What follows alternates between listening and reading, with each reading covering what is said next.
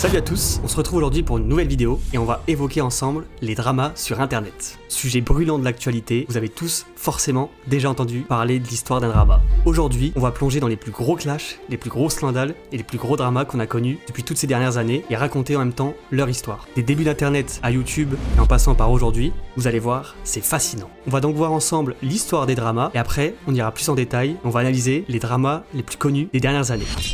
Revenons au début et aux prémices de ces dramas et clashs. Tout d'abord, dans les plus lointains souvenirs que je m'en rappelle, ça a commencé tout d'abord sur les forums, les premières disputes en fait qu'on a pu voir. Donc il y avait par exemple jeuxvideo.com, il y avait les fans de la PlayStation contre les fans d'Xbox. Moi j'ai la meilleure console. Non, c'est moi. Même à l'époque, je m'en rappelle, sur Doctissimo, il y avait des disputes et des clashs. C'est une angine ça. Bah non, il a pas de fièvre, c'est pas une angine. Bah si, regarde. Ensuite, avec l'arrivée de YouTube en 2006 et des créateurs de contenu, on a pu voir des dramas de plus en plus viraux. C'est-à-dire qu'il y avait un droit de réponse, des communautés et un engagement de plus en plus puissant autour de ces dramas ou clashs. Aujourd'hui, pour moi, la zone de guerre où ça tire le plus à balles réelles, c'est Twitter. Twitter, c'est la rue, la vraie, la guerre, pow. Et on pourrait se demander pourquoi les dramas fascinent-ils tant. Pour moi, il y a 3 points sur lesquels on peut se baser. Le voyeurisme, ouais, vas-y, montre. L'identification et l'effet de communauté. Par voyeurisme, le fait que les gens adorent regarder ces conflits entre les personnalités publiques, les célébrités et leurs youtubeurs préférés par exemple. L'identification. Certains dramas touchent à des sujets universels, la trahison, la jalousie ou l'injustice parfois. Ce qui pousse donc les internautes à choisir un camp et à aussi se refléter à travers ces histoires. Et enfin, l'effet de communauté. Les spectateurs se rassemblent pour discuter, analyser, prendre parti,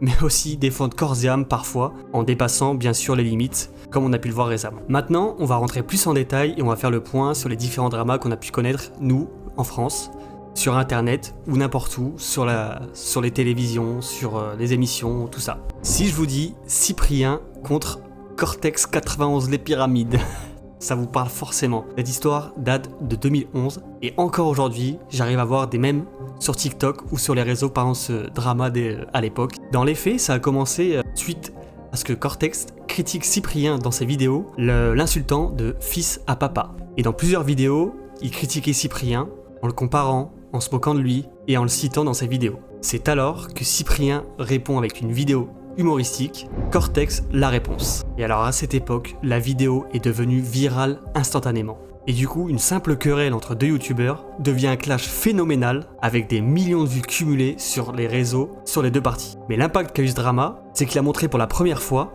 qu'un conflit entre deux créateurs pouvait captiver une audience massive. Il a aussi posé les bases des clashs sur YouTube et des réponses humoristiques. Mais les dramas, mon cher monsieur, ce n'est pas forcément qu'entre deux créateurs de contenu. Prochain exemple. Revenons en 2015. Si je vous dis masque à la cannelle, est-ce que ça vous parle ? Il suffit que 3 nanas disent sur Twitter qu'elles ont eu des brûlures au visage à cause d'un masque pour que ça soit l'hécatombe.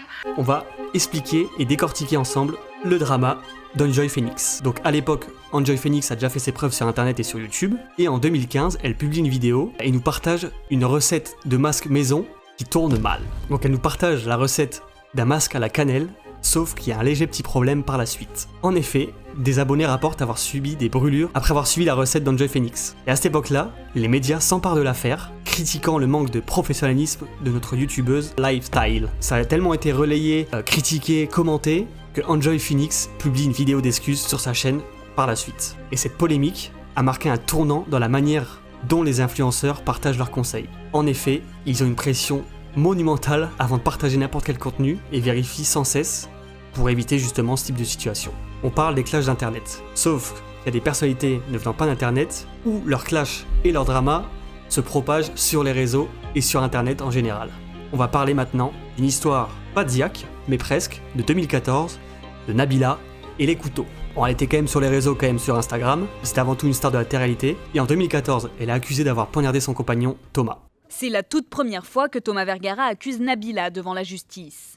Mardi soir, lors d'une audition qui a duré 7 heures au tribunal de Nanterre, le jeune homme a affirmé que c'était bien elle qui lui avait donné un coup de couteau.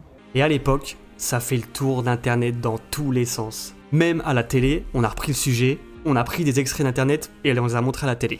Déjà, l'affaire Nabila, moi je vous le dis, vendredi matin, à mon réveil, j'ai reçu je sais pas combien de textos, j'avais 100 textos sur l'affaire Nabila. Mais à l'époque, les réseaux se divisent en deux parties, soutien contre critique. Bon, et Nabila, elle est quand même condamnée à 6 mois de prison ferme, en 2016. Et à cette époque-là, on a vu apparaître beaucoup de mèmes, de parodies, et ce drama a montré comment, justement, la vie privée des influenceurs pouvait devenir un spectacle public avec des conséquences juridiques et médiatiques importantes. Parce que forcément, son image auprès des marques, c'est pas ouf. Peut-être chez Wilkinson, Rasoir, je sais pas. Comment je peux parler des clashs sur Internet sans évoquer l'une des rivalités les plus poignardantes d'Internet? Bon, c'est plus Nabila. Nos deux protagonistes pour le prochain round sont Booba vs Caris. Fuck. Donc là, c'est le clash entre Booba et Caris qui commence sur les réseaux. Ils répondent à des stories, etc. Machin. Ça se pique, ça s'identifie, ça fait des montages aussi, pareil. Et l'apogée, le round final, la bagarre à l'aéroport d'Orly.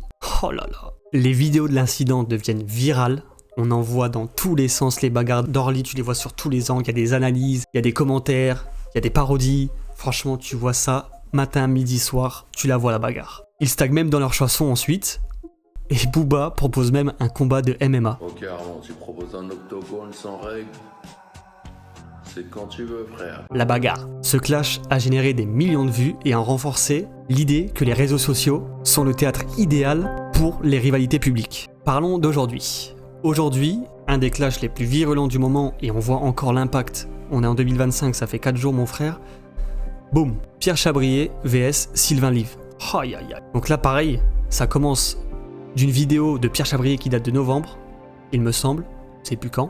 Et ensuite on a la réponse là qui vient de sortir de Sylvain, et c'est un raz-de-marée sur les réseaux. T'en vois dans tous les sens. Et on a déjà les premières trends de Pierre Chabrier sur TikTok par exemple, pour ne citer que lui. Mais ce que j'ai remarqué aussi, aujourd'hui, c'est qu'avant les clashs, souvent c'était deux personnalités publiques qui se clashaient entre elles, et tu voyais derrière un déferlement de haine, de autres, enfin tu voyais un déferlement des vidéos virales, du contenu en tout genre, des remontages, des partages, etc. Mais aujourd'hui, tu le vois de plus en plus, Twitter, et c'est justifié. Le nombre de personnes anonymes, qu'on connaît pas, tu vois, qui parlent d'un fait, qui balancent des youtubeurs, des créateurs de contenu ou des personnalités publiques en tout genre, et qui ont un impact phénoménal. Et c'est ce qui montre en effet que les dramas, les clashs en tout genre, ça a toujours passionné Internet. Et du coup, en voyant tous ces exemples, tous ces dramas, l'histoire des dramas en général, qu'est-ce qu'on peut conclure de tout ça? Alors tout d'abord, on peut conclure directement sur le fait numéro 1, c'est viral.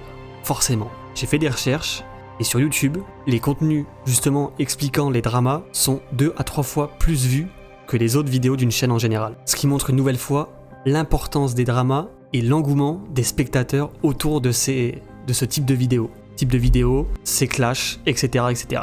Mais pourquoi, me direz-vous? Et ben en gros, ça joue sur les relations et les sentiments de tout le monde. La plupart des clashs, tu le connais par exemple depuis tout petit, enfin à l'école, ça se moque de quelqu'un, entre bandes de potes on se clash. En gros, on a forcément eu des sentiments de jalousie, été envieux de quelqu'un, vouloir rabaisser quelqu'un. Ces gens quand ils le font, ça reste des humains, et on est des humains, et en fait, dans leur comportement, je trouve qu'on s'y retrouve en fait, ça reflète la réalité. Et on suit ça comme des vraies séries, parce que t'as la première vidéo originale, ou je sais pas moi, un tweet à machin, la réponse, saison 1, épisode 2, conclusion, épisode 3, vraiment une digne des plus grandes séries Netflix. Ça renforce aussi le fait qu'on n'est pas les seuls à subir ce genre de clash ou drama ou autre, ça touche tout le monde. Les marques se servent même des dramas pour façonner leur business et continuer. Je sais pas si vous avez vu par exemple, Burger King contre McDo. Frérot, ça faisait des affiches, bientôt on ouvre le meilleur restaurant en face de chez vous, vous allez traverser la rue pour aller mieux manger, enfin tu vois, même les marques s'imprègnent de ces clashs pour faire du business, qui montre encore une fois l'impact que ça a aujourd'hui et comme ça a toujours été. On peut donc conclure que les dramas ont un impact profond sur les individus et la société en général. Enfin, clore ce sujet, j'aimerais aussi vous dire que les clashs sur internet, c'est pas la vraie vie. Souvent, je vois beaucoup de gens qui essayent de s'identifier, de partager, de défendre. Mais rappelons-nous qu'il y a des humains derrière tout ça, que certes, il y a des clashs, ça existera toujours, mais prenons du recul sur tout ça, analysons, faut surtout pas se fier à un discours, ou à une personne, ou à un tweet, etc. On est des humains, il y a des histoires, mais avant tout, c'est le vivre ensemble qui prendra toujours. Faites l'amour, pas la guerre. C'est sur ça que je finirai. Et voilà, c'est déjà la fin de cette vidéo. J'espère qu'elle t'a plu. Si c'est le cas, n'hésite pas à liker et à t'abonner à la chaîne parce que c'est le début d'une longue histoire. Je vais te sortir plein de vidéos où je raconte des histoires. D'ailleurs, je t'invite à laisser en commentaire le sujet ou l'histoire que t'aimerais bien que je raconte dans une prochaine vidéo. Ou me dire simplement ce que t'en as pensé, ou me poser tes questions. Je serai ravi de te répondre. Encore merci à tous, c'était Uxer.